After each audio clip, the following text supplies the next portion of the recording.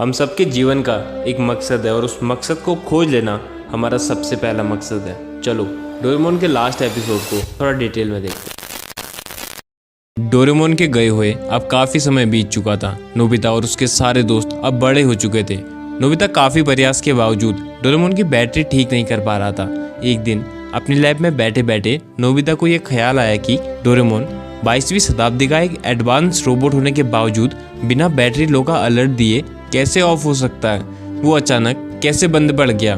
जब मैं रूम से बाहर निकला था तब तो वो बिल्कुल ठीक था।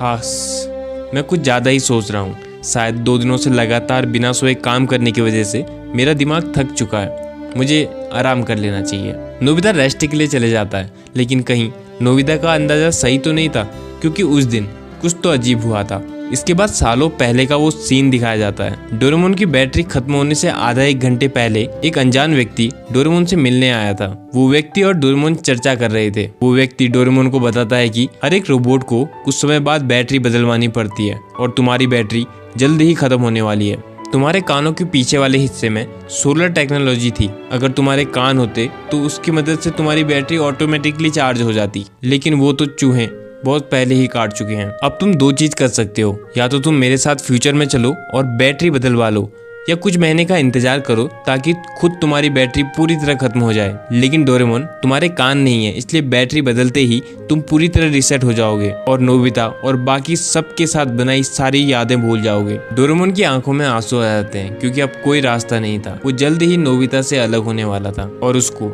पूरी तरह भूलने वाला था। डोरेमोन डिसाइड करता है कि वो बैटरी को खुद से खत्म होने देगा ताकि उसको कुछ महीनों का समय मिल जाए और आखिरी कुछ समय वो नोबिता के साथ खुशी से बिता सके।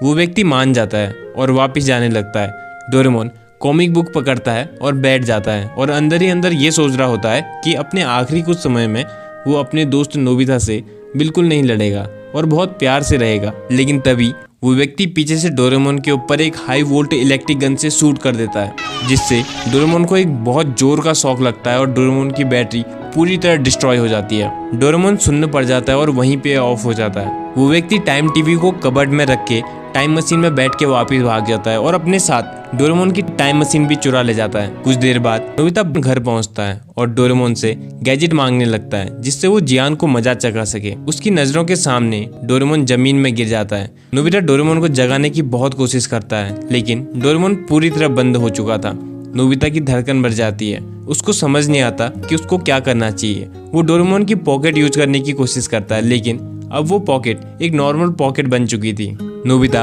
अलमारी खोलता है ताकि उसको कोई गैजेट मिल जाए जिससे वो डोरेमोन को ठीक कर सके। वहाँ उसको टाइम टीवी मिलती है, जिसको ओपन करते ही वो डोरामी से कनेक्ट हो जाता है। डोरामी से नोबिता को पता चलता है कि डोरेमोन की बैटरी खत्म हो चुकी है। अब वो पूरी तरह बंद हो चुका है। नोबिता फ्यूचर में जाने की कोशिश करता है, लेकिन टाइम मशीन वहाँ नहीं होती। डोरामी नोबिता को बताती है कि तुम फ्यूचर में या मैं पास्ट में नहीं आ सकती, क्योंकि 22वीं शताब्दी के रोबोट के चले जाने के बाद या खराब हो जाने के बाद हम पास्ट या फ्यूचर में छेड़खानी नहीं कर सकते। ये टाइम पेट्रोल्स के रूल्स के खिलाफ है। डोरामी नोबिता को बताती है कि किसी रास्ते से तुम डोरेमोन को फ्यूचर में ले भी आओगे तो बैटरी बदलवाने के साथ ही डोरेमोन की सारी मेमोरीज और डेटा साफ हो जाएगा और वो सब कुछ भूल जाएगा, जैसा हमने रिबॉर्न ऑफ डोरेमोन में भी देखा था। जब डायरेक्टर डोरेमोन को बाकियों जैसा स्मार्ट बनाने वाला था, तब इसके साथ ही डोरेमोन रिसेट भी हो जाता। लेकिन डोरेमोन और नोबिता की दोस्ती को देख के डायरेक्टर ने ऐसा नहीं किया था। डोरेमोन की रिसेट वाली बात सुन के नोबिता अपने घुटनों में गिर जाता है और रोने लगता है, क्योंकि वो नहीं चाहता था कि डोरेमोन उसको भूल जाए। डोरामी नोबिता को बताती है कि अब हम सिर्फ 2 चीजें कर सकते हैं। एक तो अगर टाइम पेट्रोल परमिशन दे तो हम डोरेमोन को वापस फ्यूचर में ले जाकर उसकी बैटरी चेंज करवा सकते हैं, लेकिन इससे डोरेमोन रिसेट हो जाएगा।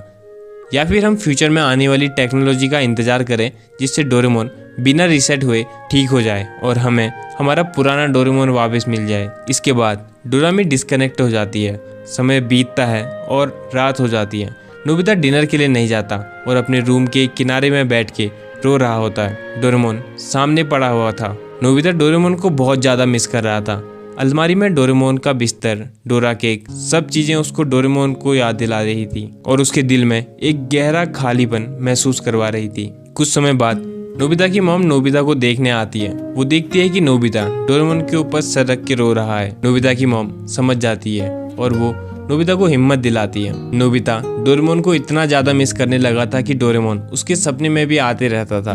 नोबिता सुबह उठ के बस ये सोचता था कि काश डोरेमोन का चले जाना सिर्फ एक सपना होता, लेकिन ऐसा नहीं था। इस बार डोरेमोन सच में जा चुका था। नोबिता का स्कूल जाने का भी मन नहीं करता था। बाद में नोबिता की मॉम ये डोरेमोन के चले जाने वाली बातें नोबिता के डैड को बताती है। नोबिता के डैड को ये सुन के बहुत बुरा लगता है। वो अपने बेटे को समझाने उसके रूम में जाते हैं। अलमारी के अंदर अकेला बैठ के नोबिता रो रहा था। वो नोबिता को समझाते हैं कि उसे हार नहीं माननी चाहिए। रोके डोरेमोन वापस नहीं आएगा, तुमको इस बात को एक्सेप्ट करना पड़ेगा और जितना जल्दी हो सके ये उतना अच्छा रहेगा, और यही डोरेमोन भी तुमसे चाहता होगा। नोबिता को ये बातें समझ आती हैं। वो मन ही मन सोचता है कि डोरेमोन कभी नहीं चाहेगा कि मैं कमजोर रहूं। नोबिता उठता है और अपने रूम की विंडो के पास जाके बैठता है। रात काफी हो चुकी थी, सब सो चुके थे, लेकिन नोबिता अभी भी विंडो से बाहर आसमान में तारे देख रहा था। अपनी आंखों में आंसू लिए नोबिता डोरेमोन को याद कर रहा था। तारों को देखते हुए उसने फुसफुसाते हुए कहा, काश मैं तुमसे आखिरी बार मिल पाता डोरेमोन। अचानक आसमान में एक तारा चमक उठा। नोबिता को ऐसा लगा जैसे आसमान उसके सवालों का जवाब दे रहा हो। उस टूटते हुए चमकते तारे को देख के नोबिता ने विश मांगी कि डोरेमोन मैं तुमको आखिरी बार मिलना चाहता हूँ, भले ही सिर्फ एक पल के लिए। वो टूटा हुआ चमकता तारा नोबिता की घर की ओर तेजी से बढ़ता है और उसकी खिड़की से अंदर घुस जाता है। वो इतना तेज चमकता है कि नोबिता को कुछ दिखाई नहीं देता, और जैसे ही चमक कम होती है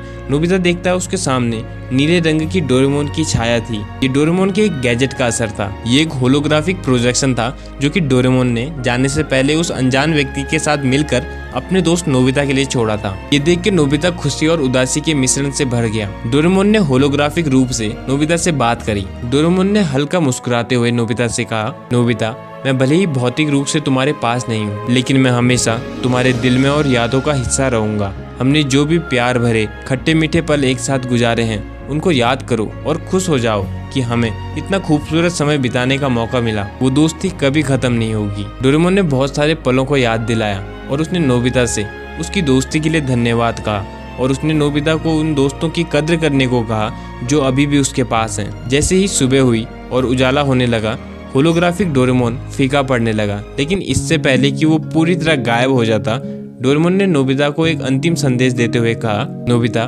बहुत लंबे समय तक दुखी मत होना। इस दुख में अपने भविष्य को खराब मत करना। तुम्हारे अंदर बेहतर भविष्य बनाने की शक्ति है। जीवन उतार चढ़ाव से भरा है। मैं हमेशा तुम्हारे भीतर याद के रूप में हूँ। साथ बिताए हुए पलों को याद करके मुस्कुराओ और आगे बढ़ो। भविष्य तुम्हारा इंतजार कर रहा है नोबिता। अब मेरे जाने का समय हो चुका है। और इस अंतिम लाइन के बाद डोरेमोन पूरी तरह गायब हो जाता है। नोबिता के आंसू नहीं रुक रहे थे। वो डोरेमोन के इस अंतिम मैसेज से खुश भी था और दुखी भी। नोबिता ने अपने आंसू पोंछे और डोरेमोन को याद करते हुए खुद से वादा किया कि वो जीवन में आगे बढ़ेगा और डोरेमोन को ठीक करके रहेगा। इसके बाद से नोबिता मेहनत करने लगा। उसने अपनी बुरी आदतों को छोड़ा, अपने आलस को छोड़ा, या कहीं ये सारी आदतें खुद से छूट गई थी, क्योंकि उसका पर्पस इन सब चीज़ों से बड़ा था। अब वो सोने में या फालतू कामों में समय बर्बाद नहीं करता था। उसके जीवन का एक मकसद था जिसके लिए वो सब कुछ करने के लिए तैयार था। वो दिन रात जितना हो सके पढ़ाई करता था। अब तो वो खाली समय में कॉमिक्स पढ़ने की कोशिश भी करता तो भी नहीं पढ़ पाता था, क्योंकि अब उसको ये सब पढ़ने का मन ही नहीं करता था। उसका प्यारा दोस्त खराब पढ़ा हो और वो कॉमिक्स को पढ़ने में अपना समय बर्बाद नहीं कर सकता था। धीरे धीरे नोबिता की शेल्फ अच्छी किताबों से भर चुकी थी। शिजुका और बाकी सब नोबिता को देख के चौंक गए थे, क्योंकि अब वो काफी समझदार होने लगा था। धीरे धीरे उसके मार्क्स अच्छे आने लग गए थे। नोबिता खुश रहता था, सबसे अच्छे से बात करता था, प्यार से रहता था, लेकिन फालतू और बेकार की चीजों में समय बर्बाद नहीं करता था। नोबिता ने अपने आगे की पढ़ाई के लिए रोबोटिक इंजीनियरिंग की ब्रांच को सिलेक्ट किया। जब वो यूनिवर्सिटी में पहुंचा तो उसने वहां टॉप कर दिया था। उसने सबसे होशियार बच्चे डेकिसुगी को भी पिछाड़ दिया था। इसके बावजूद उसको ज्यादा मार्क्स लाने का कोई भी घमंड नहीं था, ना ही उसको डेकिसुगी से मतलब था। अपने मार्क्स देख के जब नोबिता शांति से घर जा रहा था तब शिजुका नोबिता से घूमने जाने के लिए पूछती है, लेकिन नोबिता ने कोई एटीट्यूड नहीं दिखाया। उसने शांति और प्यार से बोला, मुझे काम है शिजुका, फिर कभी चलेंगे। नोबिता एकदम शांत, समझदार और बहुत मेहनती हो चुका था। वो सिर्फ नॉलेज के लिए पढ़ाई करता था, नॉलेज जिससे वो डोरेमोन को ठीक कर सके। वो शांत रहता था और यूनिवर्सिटी तक उसने कभी शिजुका को इम्प्रेस करने की कोशिश भी नहीं की। उसका तो बस एक मकसद था, अपने दोस्त डोरेमोन को वापस से ठीक कर देना।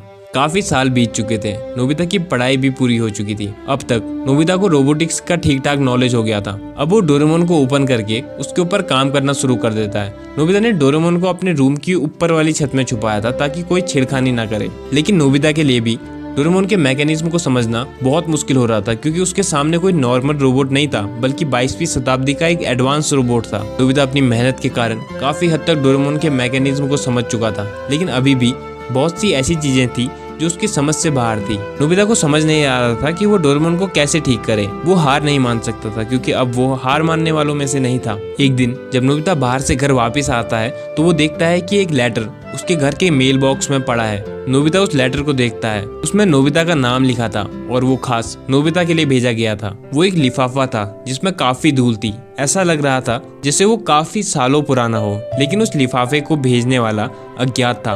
उसका कोई अता पता नहीं था। उस लिफाफे के किनारे पे सिग्नेचर के रूप में सिर्फ एक शब्द लिखा था, डी।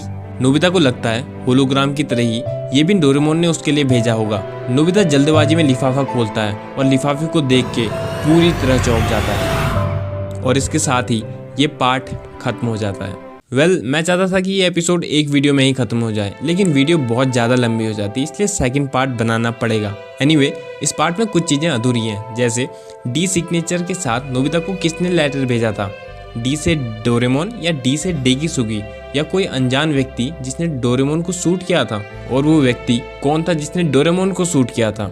ये सारी चीज़ें जब मैं सेकंड पार्ट पढ़ूंगा तब पता चलेंगी, एंड मैं जल्द ही उसको बना के अपलोड भी कर दूंगा। बट मेक श्योर कि आप लाइक करके या कमेंट करके ज़रूर बताना कि आप सेकंड पार्ट में इंटरेस्टेड हो या नहीं, और कमेंट्स में ये ज़रूर गेस करना कि वो अनजान व्यक्ति कौन हो सकता है और डी सिग्नेचर के साथ किसने लेटर भेजा होगा।